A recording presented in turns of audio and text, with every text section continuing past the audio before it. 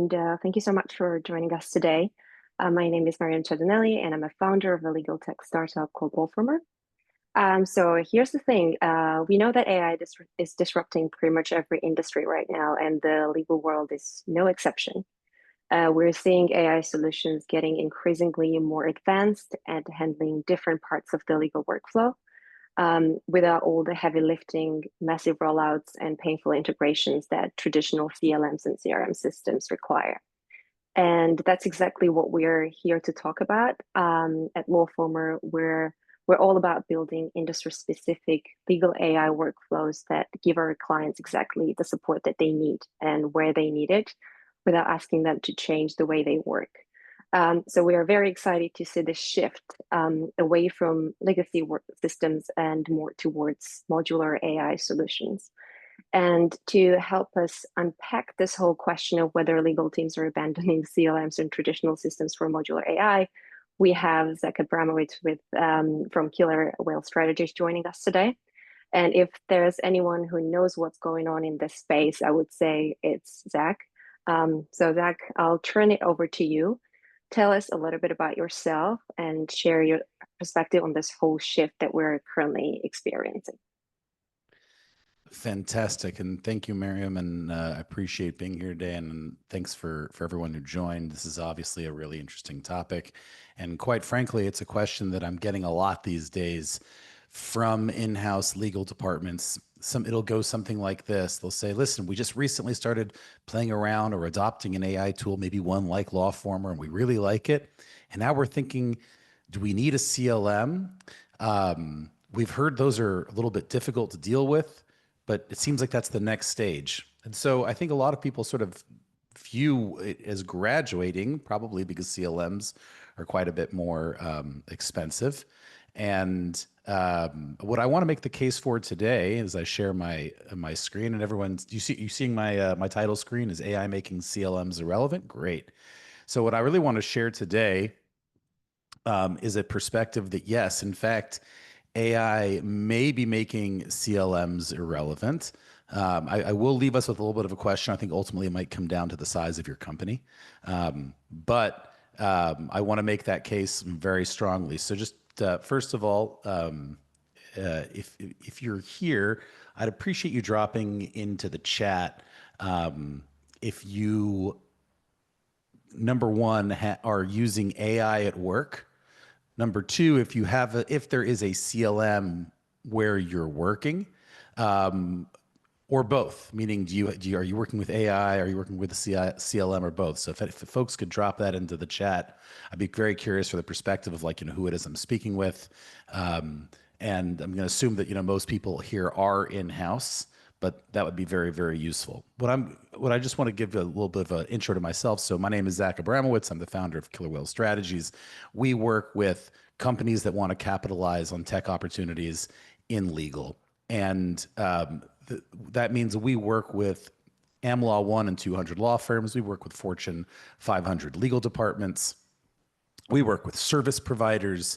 We work with anyone who is taking a sort of critical but yet optimistic, look at technology and feels like there's some opportunity in this for us. Okay, I see we have some legal analysts from the team at Syrian. I guess that they may have a different take on some of these things than I do, but appreciate you letting me know. I also have in addition to my consulting company, I have a very active media presence. I have a newsletter, Zach Abramowitz is Legally Disrupted, and a podcast by that name. And if you brought your phone today, I've got a QR code there that will let you subscribe to that newsletter. And this is something that I've covered and will continue to cover. And what I'd like to do over the course of the next 20 minutes is really make a very strong case that AI and legacy enterprise software in general are kind of at odds with one another. And I'm going to make the case that I believe that AI is going to completely replace CLM along with other legacy enterprise software, that this is something that's not specifically related to legal. And the way that I plan to do that is, first of all, show you that this is not an opinion that I formed in the last few months. I think a lot of you probably seen this topic come up with not just on this webinar as well, but this question is being asked. What I'm going to show you is that I've actually been talking about this for quite some time, and I have real experience working both with AI on the contract space and CLM and the integration of those two. I think I have unique experience and expertise that gives me, I think, permission to speak about this topic.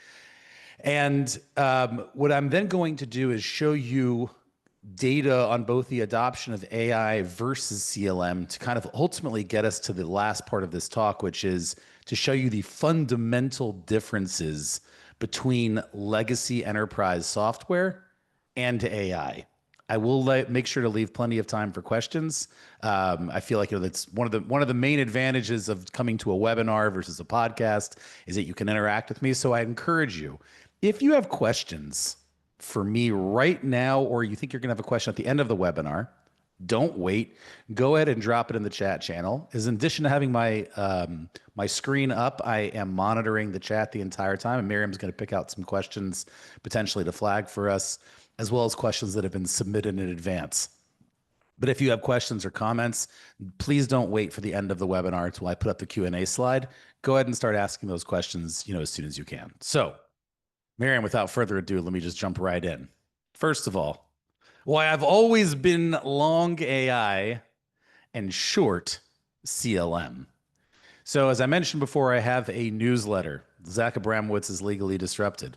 And I want to point out to you that we have been talking about AI, in particular generative AI, not just in the last 6 months, not even in the last year, but in December 11th, 2022, in less than 2 weeks before ChatGPT had come out, we were already highlighting the fact that we thought this technology, the large language model, was going to be a real paradigm shift in legal. It was obvious to us that the way that LLMs work, and by the way, I'm not going to go into a whole deep dive today about how it is LLMs work. What I will tell you is I have on my YouTube page, Zach Abramowitz is Legally Disrupted, a webinar that you can see from about 1.5 years ago, where I went into very clear detail about how large language models and generative AI are categorically different, even than the AI and the machine learning that came before it. And it's important to understand that difference. You can understand what a paradigm shift this is, what a huge break with the past we're dealing with. But it was very clear to us that the AI had an understanding of language that wasn't just words and text, but truly conceptual understanding and semantic meaning. Again, a grasp of language that was basically similar to how a human being would be able to interpret and respond to language. I'm very fond of the Ilya Sutskever quote. Ilya Sutskever was one of the founders of OpenAI, who says that the most surprising about the AI models is that when I speak to them, I feel understood. And I think that's a very, very clear way. But I want to show you that this is something that we've been talking about and we've been saying for a while, that AI was going to be fundamentally different than basically everything that came before it, which is why every one of the articles that I've been writing in the last few years has been about AI. And in fact, you can see that in March 2023, I already was asking the question, is AI going to replace legacy software? As I'm going to show you others, we're discussing that as well. Separately, even though CLM has been very hyped for years, and this is actually an old slide of mine back from 2021, where I showed the fact that yes, CLM is in fact the most, at the time in 2021, was the most invested in legal, vertical and legal technology. It was the one that was close to the business.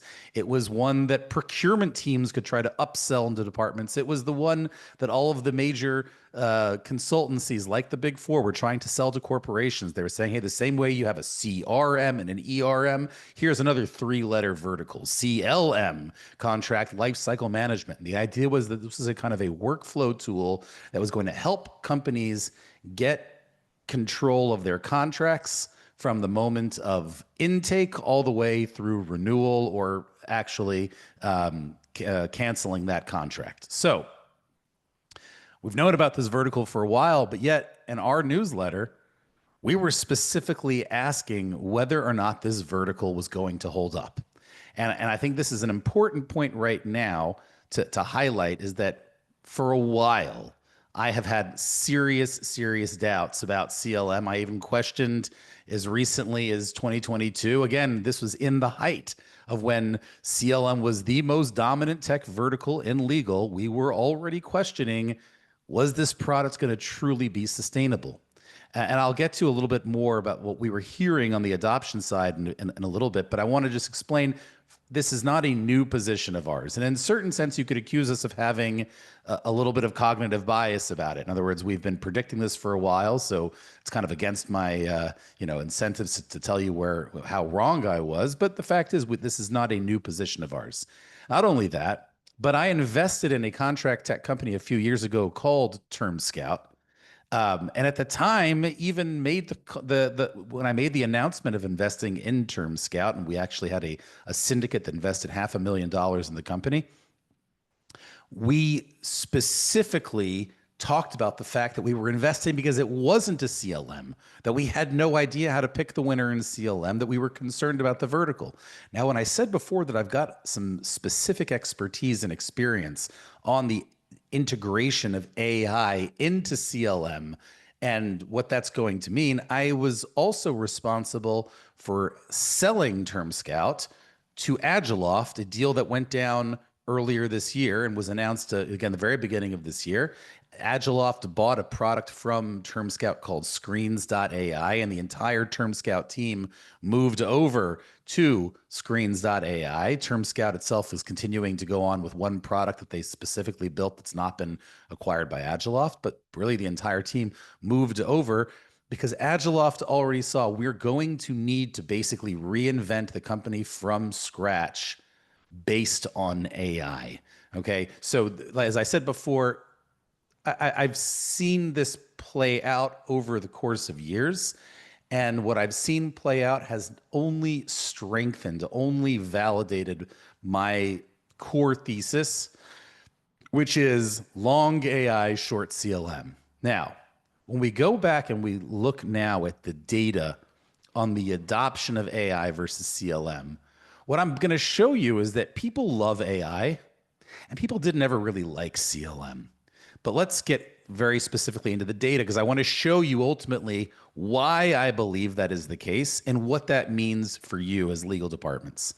So first, notice that when ChatGPT was adopted, it was the most widely adopted application in history. What makes this shocking, again, 1 million users in 4 days, 100 million users in just 2 months, is that if you remember at the time, there was no iPhone or Droid application for ChatGPT. It was entirely desktop adoption, but it was a product that went deeply viral very quickly. And what's important and what I want you to take away from this slide is that the adoption was not adoption by big companies. It was adoption by ordinary consumers, by individuals, by people. In fact, the first major study that I believe shows the true power of ChatGPT, even nearly 3 years later, was a study done by the Harvard Business School and the Boston Consulting Group. And what they did was they took two groups. This is, again, just with the ChatGPT 3.5, a version that today we would almost consider unusable. But at that time, they took two groups of consultants, and half the consultants at the Boston Consulting Group got hold of ChatGPT, and they were able to use it in the course of their work, and half the group was told no AI. And what they found was the consultants with AI outperformed the consultants who did not have AI in every metric imaginable. They got more work done. They got their work done faster, and their work product was better. Even more interesting was that they tended to have the underperforming consultants tended to really catch up with the overperforming consultants. So it had a kind of way, at least initially, of leveling the playing field, which was very exciting. But what I want you to focus on here is the fact that the AI itself was really beneficial, not to the Boston Consulting Group as such, but really to the individual people at the Boston Consulting Group. Now, you think those are the two in the same thing. I'm going to show you it's not exactly the case. And in fact, big companies didn't really start taking note of ChatGPT really until Q2 of 2023, 6 months already after launch. And then even then, the adoption of these tools at big companies was much, much slower than it was when individuals adopted them. In fact, there is a fantastic study that was done by Microsoft and LinkedIn that showed that nearly 76% of all employees had used were using ChatGPT in some way at work. And yet, only about a third of companies actually had bought AI licenses. And what this meant was that effectively people were sneaking ChatGPT into the office, right? This is what's been called the hidden cyborg effect. By the way, I think that's happening right now in law. Very often, what I'm hearing when I speak with lawyers at big law firms is that they have the approved tools. They've got the Harveys and the Lagoras and the new codes and whoever, Hebias, whoever everyone else is using, co-counsel potentially. But the difference is the tools that the lawyers say they're actually using more than these firm approved tools are ChatGPT, Gemini, and Claude, right? So at the moment, the AI, what I want you to take away is that the AI has really seen massive adoption amongst individuals. And even when it is adopted by businesses, it's really still not the business itself that's adopting the tool. It is the individual people who are becoming more productive, hopefully the benefit inures. Now, what I think what we're starting to see is that adoption is soaring amongst attorneys. Around this time last year, there was a survey released by Bain that showed that there had been huge hopes for AI in legal, but there had been a massive shift that, in fact, the lawyers were the most disappointed of all professions when it came to AI. But that was around this time last year. In the last year, we have seen absolutely soaring adoption. At the end of from the end of 2023 to the end of 2024, according to Law 360 and their surveys, and they do this survey every year, whereas at the end of 2023, only 35% of attorneys were using AI at work. By the end of 2024, that number had climbed all the way to almost 55%. And more importantly, they really liked using these tools. In fact, what you see in this survey is the more that lawyers use AI, the more they like it, right? I sort of compare the difference between, if you could imagine, a cold plunge, right? And jumping into a cold bath of ice cold water, right? It's almost worse if someone is just kind of like spritzing you with the cold water. It's better sometimes to just leap in all the way, right? When you're not using AI a bunch, just sporadically, you tend to not see the benefit. But the more that lawyers use AI, the more they like it, the more they realize that it's helping them to get their jobs done, right? Now, again, compare that with the upside of CLM. We heard about how it's the most invested in vertical. We heard about how it's close to the business and that contracts are, the most important thing for the business. They don't just belong to legal, they're part of procurement, whatever. We've heard all the stats, but the fact is that when you actually talk to people who were using CLMs in their legal departments, the results were disastrous. So much so that iCertis has been sued over an implementation gone wrong. And the crazy thing is that when you hear about many people's experiences using not just iCertis, but some of the other providers as well, it reads very much like the complaint filed by Change Healthcare against iCertis, right? So this is a vertical that has really not lived up to the hype, right? CLM is something that is very difficult to implement. And in my opinion, the companies that have made the most money from CLM, besides the CLM providers themselves, are the consultants. And the reason consultants love CLM is that it's very difficult to get it to work. So it means that there's work for them to do on the implementation side. And they'll tell you about how, listen, we're going to make the CLM work, but it's going to require change management. It's going to require training. It's going to require, hard work by your team. The fact is, the reason it requires all that is not great for the user, but it is very advantageous for a consultant. So you've had major economic forces that had the incentive to push these technologies, despite the fact that no one really, really loved them. Now, I tend, as I mentioned before, I've said I'm long AI, short CLM. Part of the reason I've always been bullish on AI is that people actually liked it, right? I don't love products where it feels like the company might be getting some benefit, but it tends to make the jobs of the employees even worse. One of the ways you know that it doesn't really fit in with employee workflows is because one of the recommendations that you'll often hear from consultants about CLM is that in order to really make it work, what you've got to do is create within your company a center of contract excellence.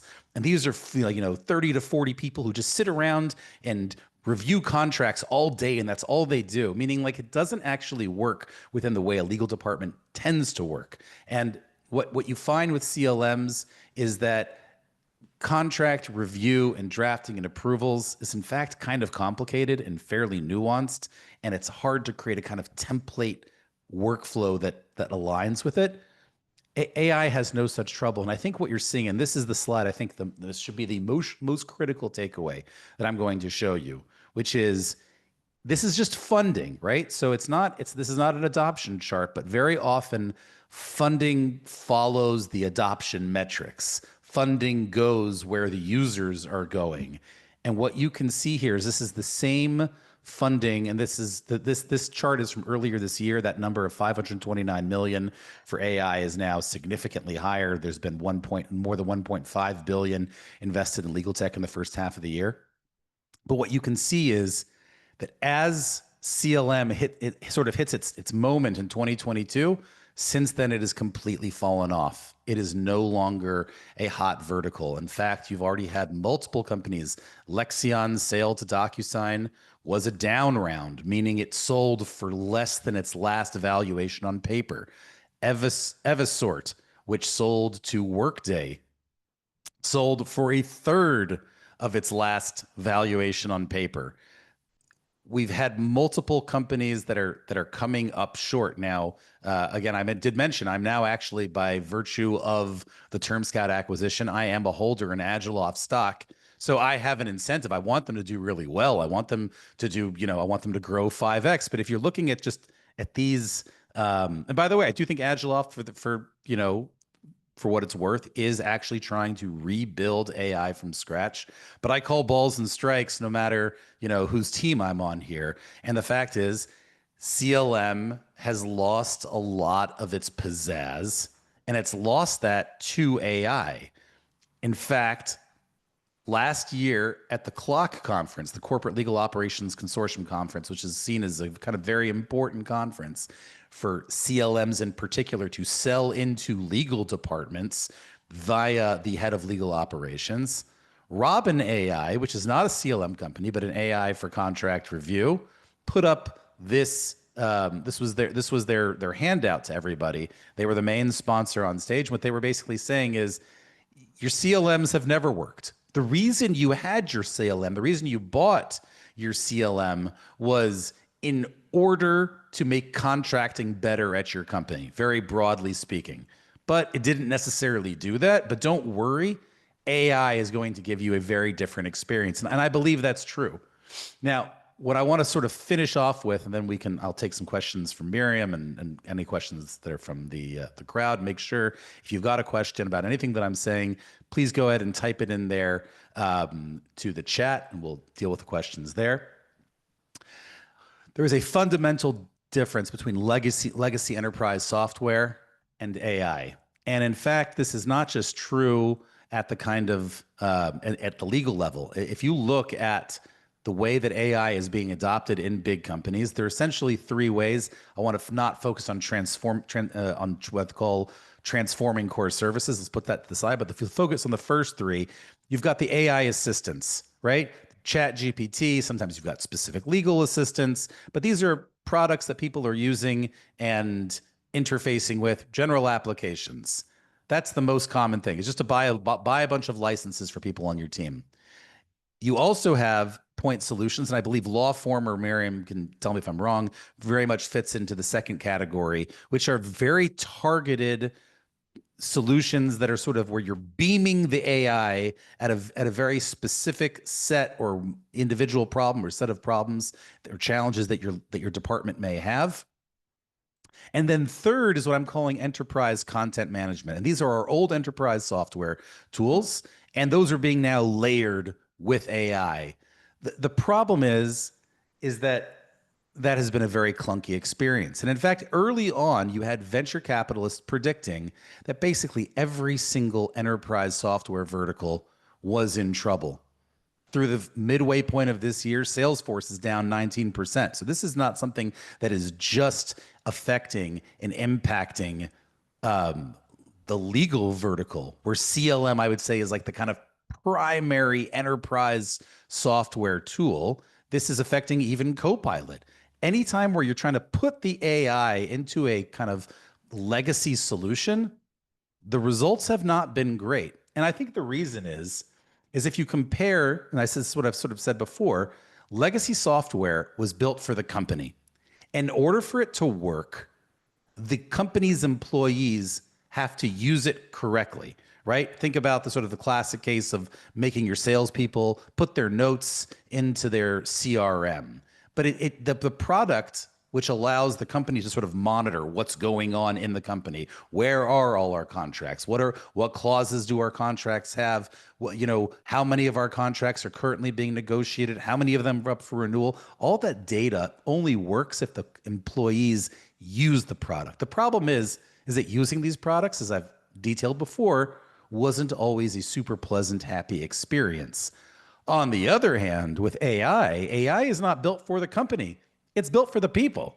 So the employees use the AI, they love it, and the idea is that ultimately that ROI should inure to the benefit of the company, but it may not be direct. The problem that I think we've seen, and here's where I'll finish off, is the reason, why can't enterprise software, why can't they just integrate AI? And the fact is, because of that significant difference in terms of what these tools were built for and what they're really good at, when you try to sort of shove AI into enterprise software, it's a bit like a square peg in a round hole.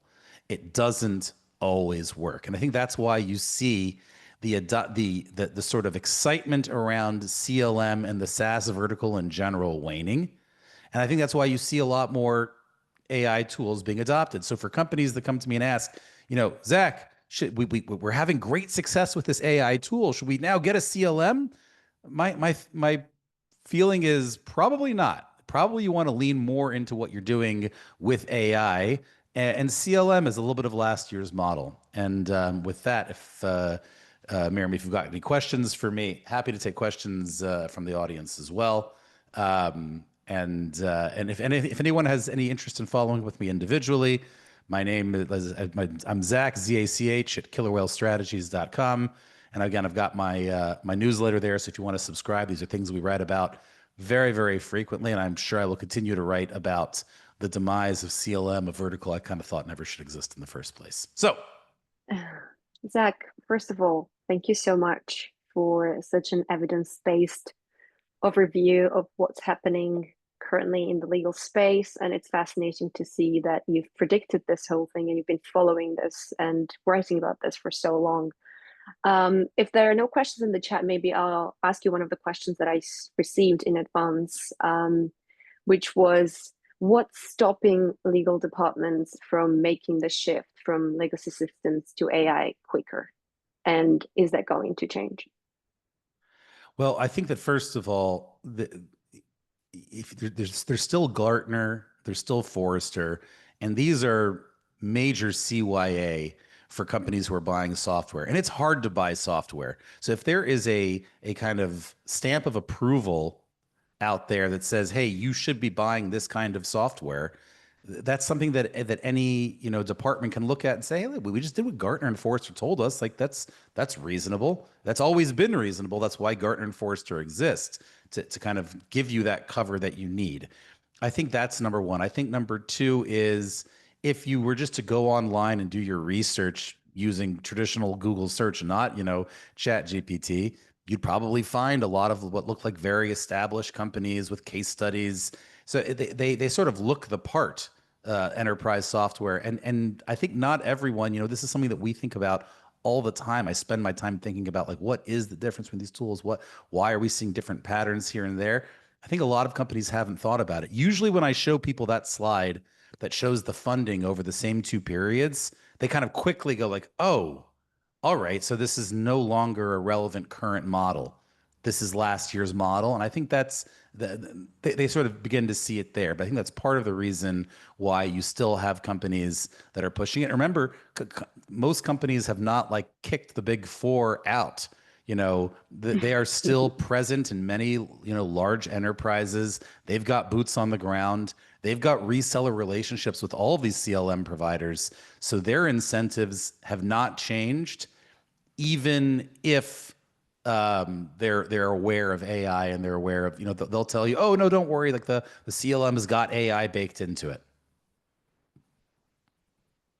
Wonderful. Thank you so much, Zach. And I just realized we're over our 30-minute time. So we'll have to cut it here. Thank you all so much for joining. We'll make sure to circulate the recording of this conversation, and also share contact details of all of us, including Zach, promptly, so that you can follow up with him and get in touch if you need to. Have a great weekend, everyone. And thank you once again.